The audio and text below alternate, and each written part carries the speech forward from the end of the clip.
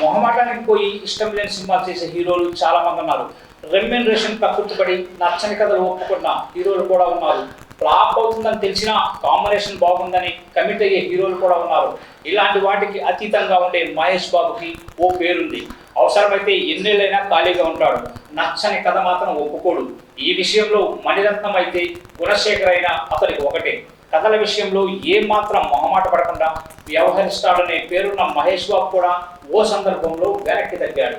తప్పనిసరి పరిస్థితుల మధ్య ఆ సినిమా చేశాడు. అదే ఆగడు. మహేష్ కెరీర్లో బిగ్గెస్ట్ ఫ్లాప్స్లో ఒకటి ఆగడు. నిజానికి మహేష్ చేయాల్సిన సినిమా కాదది. ప్రాజెక్ట్ అనుకున్న తర్వాత కొంతకాలం ట్రావెల్ చేసిన తర్వాత చేయక తప్పని పరిస్థితి ఎదురైంది. అలా ఆగడు వచ్చింది, ఫ్లాప్ అయింది.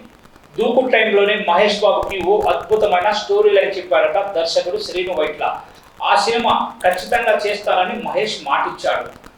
అదే కథను దృష్టిలో పెట్టుకొని ఆ తర్వాత కాల్ షీట్లు కూడా ఇచ్చాడు. అయితే నిర్మాతల వల్ల ఆ కథ కాకుండా మరో కథతో ఆగడు సినిమా చేయాల్సి వచ్చిందట. అలా ఈ ప్రాజెక్టు విషయంలో మహేష్తో పాటు తను కూడా కాంప్రమైజ్ అవ్వాల్సి వచ్చిందని వెల్లడించాడు దర్శకుడు శ్రీను వైట్ల. బడ్జెట్ పరిమితుల వల్ల అసలు కథను వదిలేసి ఆగడు చేయాల్సి వచ్చిందని, అప్పట్లో మహేష్ ఓకే చెప్పిన కథతోనే సినిమా చేస్తుంటే బాగుండేదని అభిప్రాయపడ్డాడు శ్రీను వైట్ల. ఆగడు సినిమాతో తన గొయ్యి తానే తవ్వుకున్నట్టయిందని ఒప్పుకున్నాడు వైట్ల. ట్రెండ్ బాగా మారిపోయిందని, అప్పట్లో మహేష్ బాబు బాగా ఎక్సైట్ అయిన ఆ కథను ఇప్పుడు సినిమాగా తీయలేమని కూడా స్పష్టం చేశాడు.